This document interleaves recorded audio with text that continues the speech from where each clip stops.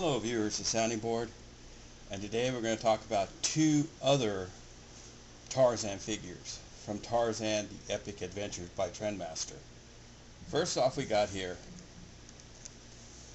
from the Tarzan Conqueror of Mars section of, which is basically John Carter of Mars, Tarzan of Mars. He's kind of goofy looking because Tarzan never went to Mars. And he has all these little removable silver armor pieces. And he has a spear and a cape. He looks kind of like a knockoff Warlord because he even has wings on his helmet if you notice. You know, Travis Morgan's Warlord instead of Tarzan. And he doesn't really fit with the John Carter Mars theme too well. And here is Nolok, the Caldine,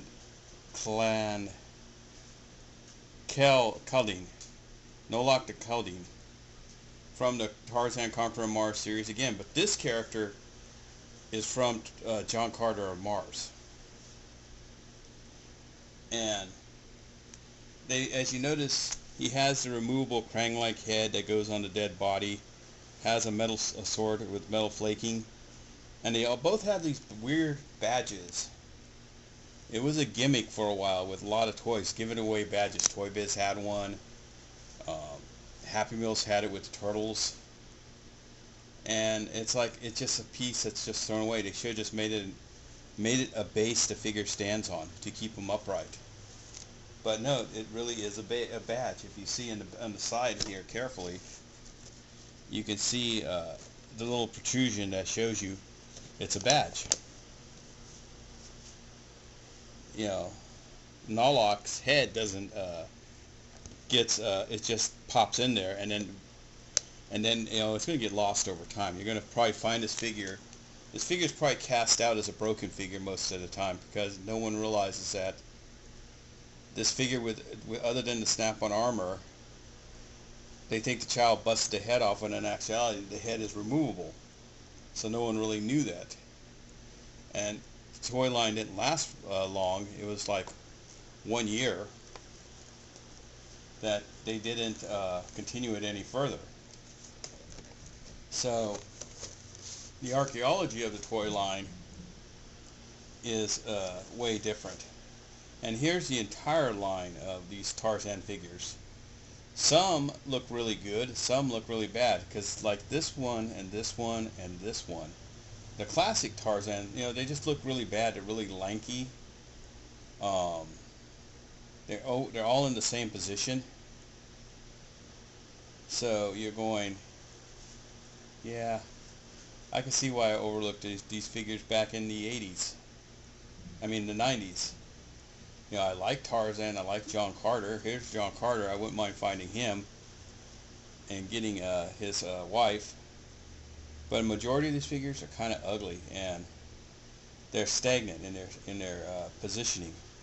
But I did find this Tarzan here. It turns out he can scream, and but he doesn't have his armor anymore.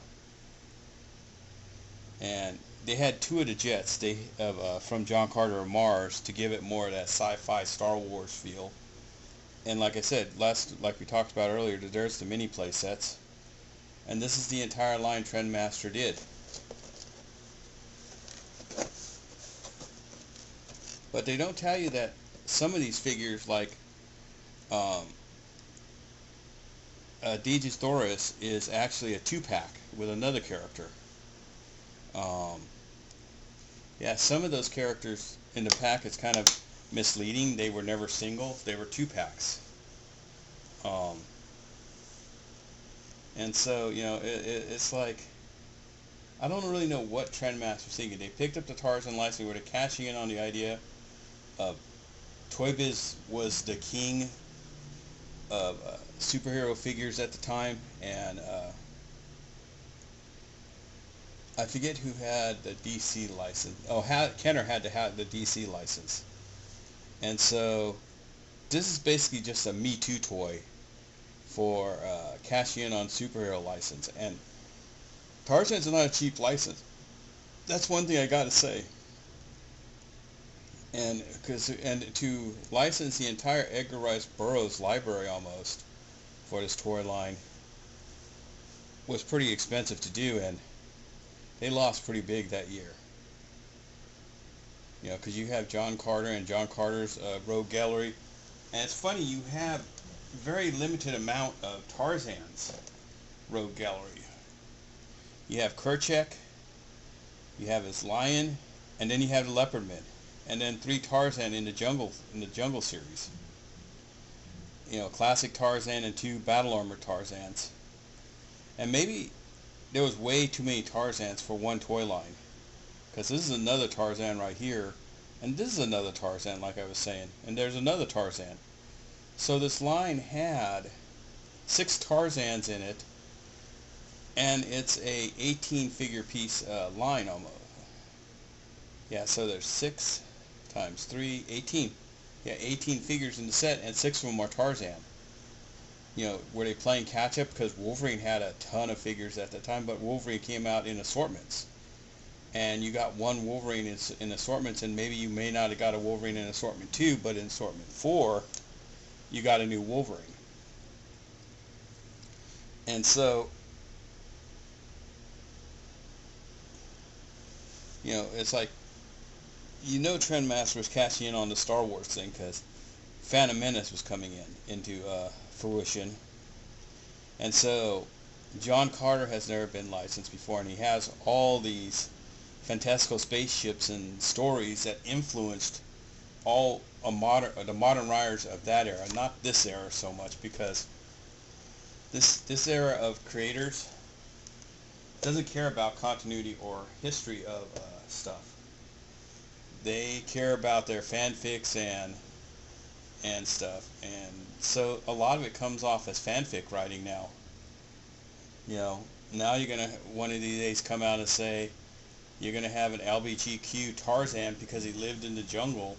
That's why he didn't stay with Jane, because he has strange fixations towards the Leopardman. You know, he is called the White Devil, so it's hard to say, but otherwise, you know, John Carter is a straight hetero character, so I doubt we'll see much of him anymore. He's too masculine for this day and age. And until we get a new movement of masculine heroes, I doubt we'll see a good Tarzan or a John Carter of Mars, good rendition, or even like nowadays people are speculating, a good Marvel movie that really represents their superheroes, not the woke agenda of superheroes. But until next time, this is the Sounding Board, signing off.